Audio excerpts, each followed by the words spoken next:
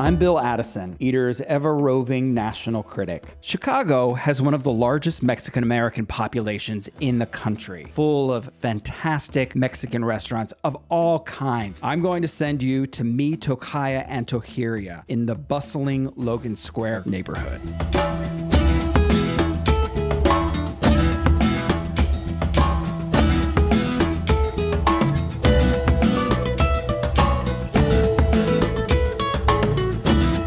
I really was raised in my parents' taqueria since I was in 5th grade. This is Chef Deanna Dávila. She grew up in the Midwest, and she expresses her Mexican heritage through her cooking in delicious, trailblazing ways I've never seen or tasted before. So I was kind of like one of those people that just kind of knocked in the back alley door and be like, "Hey, chef, I love what you're doing. I wanna know what you know." You know, I really liked this French countryside place called Courtrights. They're closed now, but that was the first place that I professionally started. And then after that, I worked at Butter. I really loved what Ryan Coley was doing with a lot of Spanish influence. And my family is a big part of cooking in general for me. You know, I have a lot of family in Mexico, and I have some family members who also wanted to be chefs.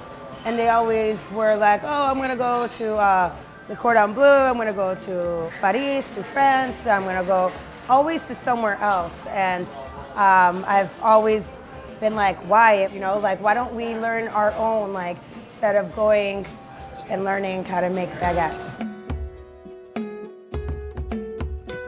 Mexican food in Chicago is amazing, it's really good, but sometimes you could get kind of caught up in, again, catering to what people think or want out of Mexican food. There's a lot of taquerias, small taquerias and things like that, and you'll only see really a couple specialty items that they're really, really like, that they grew up eating, and then the rest of them is the pretty standard, you know, like tacos de carne asada with onions and cilantro, tacos de lengua. And so I feel like we need to start sharing a little bit more of our food and culture with people would be nice.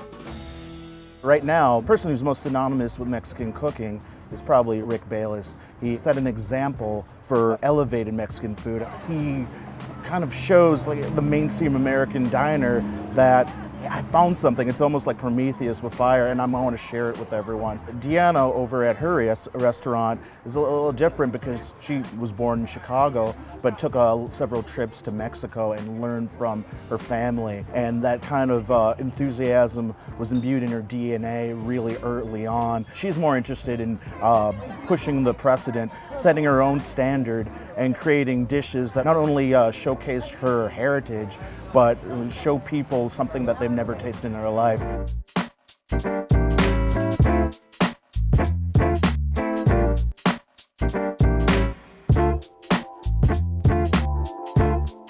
This is Dávila's steak burrito. No surprises, no chefy gimmickry, just greatness.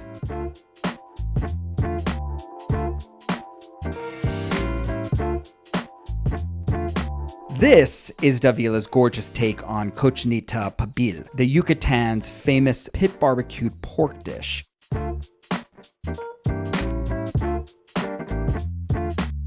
Dávila's caldo de res, a beef stew, was inspired by her father. It was a one-pot dish he made on weekends.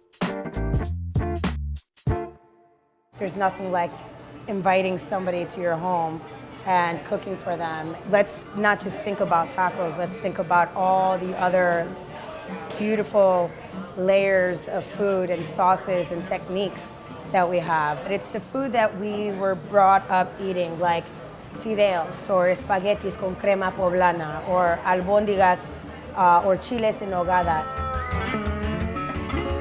Mi Tocaya is really meant to share real Mexican food from real family homes.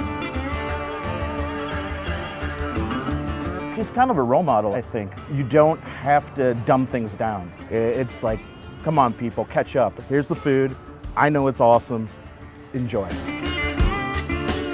I spend an awful lot of time on these American roads, eating in restaurants, traveling from place to place for this job. But it's restaurants with heart like Mitokaya that keep me excited and pushing on to the next destination.